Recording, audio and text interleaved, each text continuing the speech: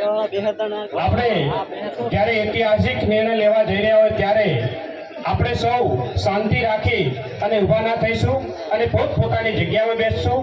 આજનો આ ઓગરજી મહારાજના ધામમાં ઠાકોર સમાજનું મહાસંમેલન એમાં ઉપસ્થિત આપણા સૌના સંતગણો, આપણા તમામ આગેવાનો, તમામ અને અહીં પધારેલ તમામ આગેવાનો અને માતાઓ અને બહેનો તમામને એક દીકરો તમારા ચરણોમાં વંદન કરે છે।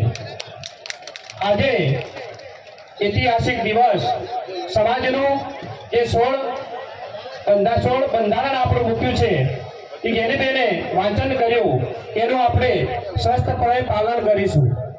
આ બંધારણની અંદર આપણો સમાજ એક થાય, આપણો સમાજ જે કુરિવાજોથી બંધાયેલો હતો, આપણો સમાજ જે રીતે આર્થિક રીતે પણ એક આર્થિકમાં પણ અગવડ અનુભવતો અને આ બંધારણ થકી આપણો સમાજ વિકાસ કરે અને બંધારણ થકી આપણો સમાજ આગળ વધે એના માટે આપણે આજ પાલન કરવાનું છે। વાત કરી વ્યસન મુક્તિની, તો વ્યસન મુક્તિમાં પણ આપણે સૌ ખૂબ જ એમાં ડૂબાયેલા હતા। એમાં ખૂબ જ આપણે સૌ પ્રયત્ન કરી અને આપણે એક સંગઠન ઊભું કર્યું હતું, ગુજરાત ક્ષત્રિય ઠાકોર સેના। એના થકી આપણે સૌએ ખૂબ જ આમાં સુધારો લાવ્યો છે।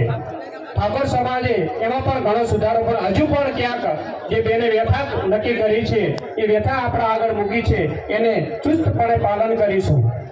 આપણા સમાજને આપણો એક ઐતિહાસિક દિવસની અંદર જે પણ આ મુદ્દાઓ 16 મુદ્દાઓ લીધા છે એનું ચુસ્તપણે પાલન કરી અને હું ઓગરજી મહારાજ અને સદારામ બાપાની જય બોલાવું, બે હાથ ઊંચા કરી જય બોલજો અને એનું આપણે પાલન કરીશું।